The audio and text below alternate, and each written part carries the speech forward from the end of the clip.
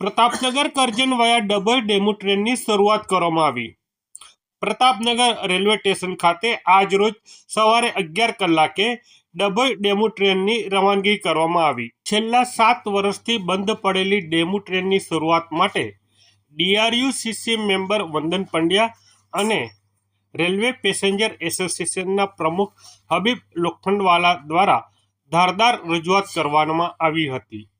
તેઓની રજૂઆતના આધારે આજ રોજ ડેમુ ટ્રેનની શરૂઆત કરવામાં આવી છે, જેનાથી યાત્રીઓનો સમય અને રૂપિયાની બચત થશે। સાથે સાથે 65 કરોડના ખર્ચે પ્રતાપનગર રેલવે સ્ટેશનનું નવીનીકરણ થઈ રહ્યું છે, તે વિશે પણ માહિતી આપવામાં આવી।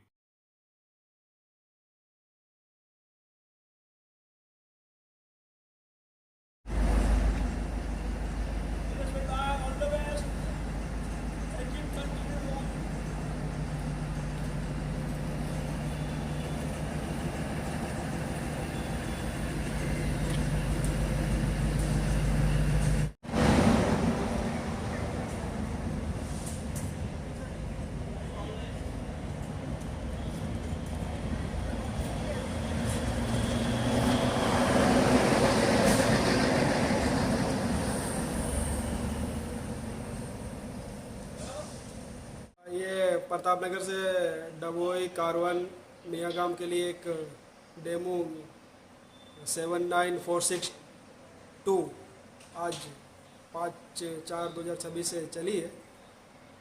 ये यात्रियों के सुविधा के लिए चलाया गया है। जी, यहाँ का ट्रेन का समय क्या रहेगा? यहाँ से डेमो सवारी गाड़ी 79462 का डिपार्चर टाइम 11 बजे है।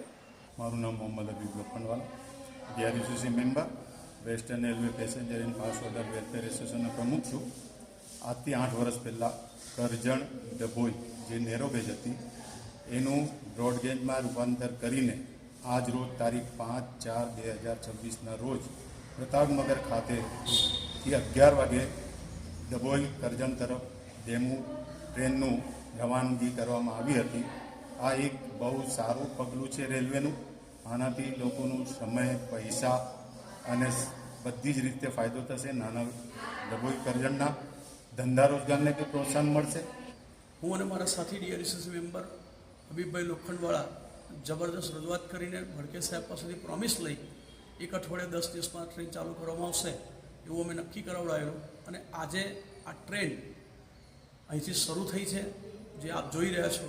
અને આવનારા દિવસોમાં ટ્રેન ક્યારે અટકે નહીં। અત્યારે થોડીક નાની ટ્રેન છે એટલા માટે કે ડીઝલ એન્જિન છે, એને હજુ વીજળીથી ચાલતી કરવાની બાકી છે, એના કારણે થોડીક નાની ટ્રેન ચાલે છે। અને જેમ જેમ પ્રવાસીઓને અનુકૂળતા વધતી જશે, પ્રવાસીઓની સંખ્યા વધતી જશે, તેમ તેમ એનો ટાઈમ એની સંખ્યા પણ વધારવામાં આવશે એવી પણ ખાતરી આપેલી છે। અને આવનારા દિવસોમાં ધારથી અમદાવાદ વાયા છોટાઉદેપુર, બોડેલી, ડભોઈ, પ્રતાપનગર થઈને આવનારા દિવસોમાં ધારથી સુરત વાયા ડભોઈ, કરજણ થઈને સુરત આવી પણ ટ્રેનોનું આયોજન છે।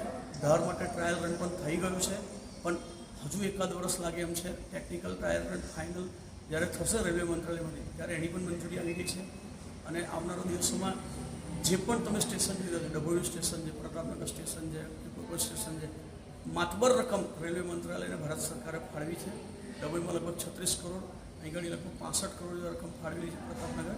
આવનારા દિવસોમાં પ્રતાપનગર સબર્બન તરીકે ઉભરશે અને છાયાપુરી અને મુખ્ય રેલવે સ્ટેશન કરતાં પણ વધારે સારી સુવિધાઓ સાથે અને એક નવું જ અતિ આધુનિક રેલવે સ્ટેશન બનવા જઈ રહ્યું છે, જેમાં અમારા સાથી મિત્રો સૌ ડીઆરયુસીસી મેમ્બરે એની પર ભાર મૂકેલો છે। ખાસ કરીને હબીબભાઈ લોખંડવાલાને હું અભિનંદન પાઠવીશ કે પેસેન્જર એસોસિએશનના પ્રમુખ તરીકે એમને ખૂબ સારી કામગીરી કરી છે અને અમારી સાથે દરેક લોક માગણીમાં ખભે ખભા મિલાવીને અમારો સાથ સહકાર આપીને અમારી સાથે રહ્યા છે। આભાર।